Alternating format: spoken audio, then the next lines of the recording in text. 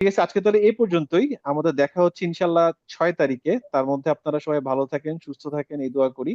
সামনে আর কয়েকটা রোজা পরে আমাদের লাইলাতুল কদরের নাইট খুঁজতে থাকবো আমরা ইনশাল্লাহ। সবাই সবার জায়গা থেকে দোয়া করবেন, নিজের জন্য, ফ্যামিলির জন্য, আপনার বন্ধু বান্ধব, পাড়া প্রতিবেশী সবার জন্য, এবং আমার জন্য অবশ্যই দোয়া করবেন। দোয়া চাইবো আমরা, আমিও আমিন আপনাদের আমিন। সবার জন্য দোয়া করব। ইনশাল্লাহ। আম, আমাদের দুনিয়া থেকে যারা চলে গেছেন, আমাদের আব্বা আম্মা, আমাদের আত্মীয় স্বজন, তাদের সবার জন্য দোয়া করবেন। যাদের এখন দুনিয়াতে আছেন পিতা মাতা, তাদের সাথে এক্সট্রা দোয়া চাবেন তাদের কাছে, এবং যারা দুনিয়াতে থাকলেও তাদের কাছে দোয়া চাওয়া যায়, দোয়ার জন্য দোয়া করা যায়। এবং আলহামদুলিল্লাহ, যাদের প্যারেন্টস এখনো দুনিয়াতে আছেন, আমি বলবো যে এইটার একটা বিশাল অপরচুনিটি। আপনি যদি সারা রাত নফল নামাজ না পড়েন কোনো সমস্যা নেই, সারা রাত তাহাজ্জুদ না পড়েন কোনো সমস্যা নেই, শুধু বাপ মা চেহারার দিকে চেয়ে থাকলেও বিশাল বড় ইবাদত। তো যাদের এই সুযোগ আছে এখনো দুনিয়াতে, আহ এটা বিরাট বড় আলহামদুলিল্লাহ। এখনই যদি যান, এখনই গিয়ে মায়ের চেহারাটা ধরে চেয়ে থাকবেন কিছুক্ষণ, দেখবেন বিশাল বড় বরকত। আল্লাহ এত বরকত দিচ্ছেন, এটা চিন্তার বাইরে। আমি আপনার হাদিস রেফারেন্স সহ দিতে পারবো যে শুধু মায়ের চেহারার দিকে, বাপের চেহারার দিকে চেয়ে থাকাটা বিশাল বড় ইবাদত। শুধু চেয়ে থাকবেন আর বসে বসে আল্লাহরে বলবেন, আল্লাহ তুমি আমার এরকম একটা মা দিছো, এরকম একটা বাপ দিছো। হ্যাঁ। তো এই আমরা যেন আমাদের এই কর্তব্যগুলো ভুলে না যাই, যে আমাদের শুধু বাচ্চা কাচ্চার পিছনে দৌড়াচ্ছি, মা বাপরে দেখতেছি না। আমরা সাধারণত এটা করে থাকি যে বাচ্চা কাচ্চা তো আমাদের রক্ত, তো আমরা তাদের প্রতি বেশি ইনক্লাইন হই। কিন্তু বাপ মার প্রতি আমাদের ইনক্লাইন বেশি হতে হবে।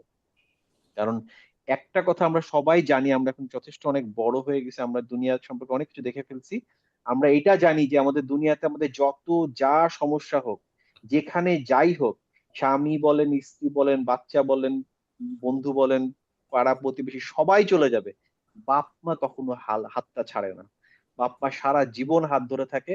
যতদিন পর্যন্ত তারা দুনিয়াতে আছে, ততদিন আপনার হাত ধরে থাকবে, সে আপনি যে অবস্থাতেই থাকেন। আপনি গরিব ফকির হন, আপনি বড়লোক হন, আপনি অসুস্থ হন, আপনি ডিজেবল হয়ে যান, আপনার পাশে আপনার বাপ মাই সবার আগে থাকবে।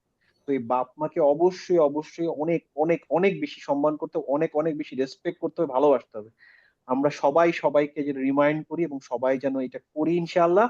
যাদের সুযোগ এখন আছে তারা যেন অবশ্যই করি, যারা দুনিয়া থেকে চলে গেছে তাদের জন্য যেন অনেক অনেক দোয়া করি, অনেক অনেক সাদাকা দেই, এই একটা পারপাসে যে আল্লাহ, আমার আব্বা দুনিয়া থেকে চলে গেছেন, আম্মা দুনিয়া থেকে চলে গেছেন, আল্লাহ তাদের, আর এই সময়টাতে আমরা এই যে ব্লেসেড সময়ের ভিতরে আছি, রোজার মাসে আমরা প্রতিদিন ইবাদত করতেছি, আমরা ইফতারি করছি, সেহরি করতেছি, প্রত্যেকটা জিনিস ইবাদত, প্রত্যেকটা জিনিস ইবাদত, আমরা নামাজ পড়ছি ইবাদত, কোরআন পড়ছি ইবাদত। তারা তো আল্লাহ পাচ্ছে না। আল্লাহ তাদের জন্য তুমি এই এই নেকি ওখানে পাঠিয়ে দিও আল্লাহ, তাদের এই সময়টাতে তাদের নূর দিয়ে ভরে দাও। তারা এই যে মাটির নিচে, তারা যে এই যে একটা অন্ধকার জগতে আছে আল্লাহ, আমরা তো আলোময় একটা জগতে আছি আল্লাহ, তাদেরকে কোনো রকম বিপদে ফেরো না। এই রোজার মাসে যেন কোনো রকমের আযাবের সম্মুখীন তারা না হয়। তারা যা করেছে তারা দুনিয়াতে, জানা অজানা সবকিছুর জন্য আল্লাহ আমি মাপ চাচ্ছি তোমার কাছে, তোমাদের মাফ করে দাও।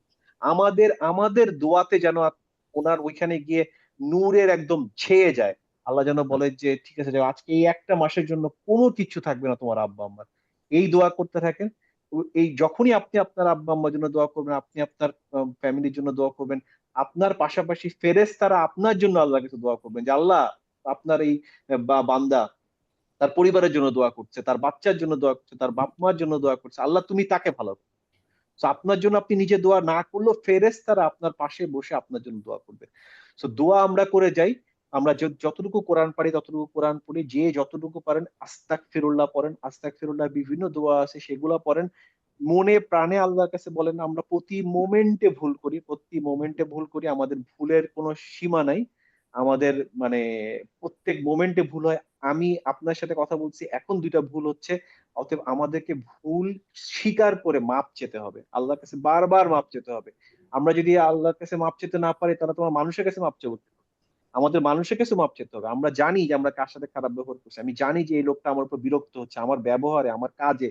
যদি দেখি যে এই লোকটা আমার প্রতি বিরক্ত হয়েছে, সাথে সাথে বলে ফেলি, ভাই আমার ভুল হয়ে গেছে, আপনাকে এটা বলছিলাম, জিনিসটা আপনি মনে হয় মানে কষ্ট পাইছেন, হ্যাঁ আমার বলার জন্য ভুল হয়েছে। যেন এটা না বলি যে আপনি মনে হয় বুঝতে ভুল করছেন, না উনি বুঝতে ভুল করেন না, আপনি বলতে ভুল করছেন, যার জন্য উনি কষ্ট পাইছেন। অতএব উনি কষ্ট পাইছে, দ্যাট ইজ ইম্পর্টেন্ট।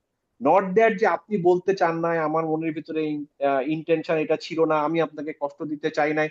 এগুলা ভুয়া কথা। ভুয়া মেন কথা হচ্ছে যে আপনি তাকে কষ্ট দিচ্ছেন। আপনি যদি কাউকে কষ্ট দিয়ে থাকেন, আমি যদি কাউকে কষ্ট দিয়ে থাকি, মাথা নত করে তার কাছে হাত ধরে বলতে হয়, ভাই মাফ চাই, আমার মাফ করে দেন, এই সবে কদরের সময় আল্লাহ যেন আমাকে মাফ করে দেন, আপনি আমাকে মাফ করে দেন, আল্লাহ আমাকে। এতটা মাথা নিচু করে আমরা সবাই সবার কাছে মাফ চাবো। এবং আমরা তো জানি না যে আমরা এই সবে কদর আদৌ পাবো নাকি, তার আগেও দুনিয়া থেকে চলে যেতে পারে, অর্থাৎ মাফটা নিয়ে নিব সবার কাছে। যখনই যার সাথে কোনো রকমের যদি এতটুকু বাদ বিতন্ডা হয়ে যায়, সাথে সাথে আল্লাহ আমার মাফ করে দেন, আল্লাহ আপনি আমার মাফ করে দেন, আল্লাহর ওয়াস্তে মাফ করে দেন। হ্যাঁ, আল্লাহর ওয়াস্তে, যে আল্লাহকে খুশি করার জন্য আপনি আমার মাফ করে দেন। হ্যাঁ, তো এই আমরা সবসময় মাপ চাবো, আমরা সবসময় খুবই নরম হওয়ার চেষ্টা করবো। ফরদ ভাই একটু ইন্টারাপ্ট করি, এবং শুইতে যাওয়ার আগে সবাইকে মাফ করে দিয়ে শুইতে হবে আসলে। হ্যাঁ, সেটা হচ্ছে মুমিনের পরিচয়। আমরা যখন রাত্রে ঘুমাতে যাব, আমাদের মনে সেটাই, অনেক কষ্ট হয়, অনেকের প্রতি রাগ হয়, আমরা বিরক্ত হই, অনেক সময় বলতে পারি, অনেক সময় বলতে পারি না। যার রাইট। ক্ষমতা আছে সে বলে ফেলে, ধাম ধাম বলে দিল। আবার যার ক্ষমতা নাই সে সবসময় মনের মধ্যে কষ্ট নিয়ে যায় ঘুমাতে।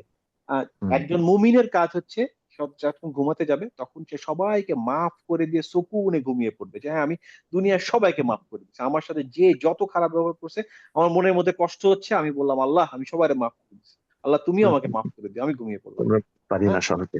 হ্যাঁ, আমরা যত মাপ চাবো, যত মাপ করে দিতে পারবো, তত আমরা ভালো থাকবো। আমাদের ভালো থাকার এটা হিলিং প্রসেস। ভালো থাকতে পারবো যদি আমরা আরেকজনকে মাফ করি। তো এগুলো আমরা সবাই জানি, নট দ্যাট যে আমি আপনাকে আজকে এমন কিছু বললাম যেটা আপনি আগে জানতেন না, আমরা সবাই জানি। Right. It's a reminder for me first and then for you all. So এই রিমাইন্ডারটা আমরা সব নিতে থাকি, এবং আমরা এইভাবে আমাদের বাকি রমাদানের দিনগুলা পাস পাস করি। ইনশাল্লাহ। ইনশাআল্লাহ। সবাইকে সালাম, ভালো থাকবেন।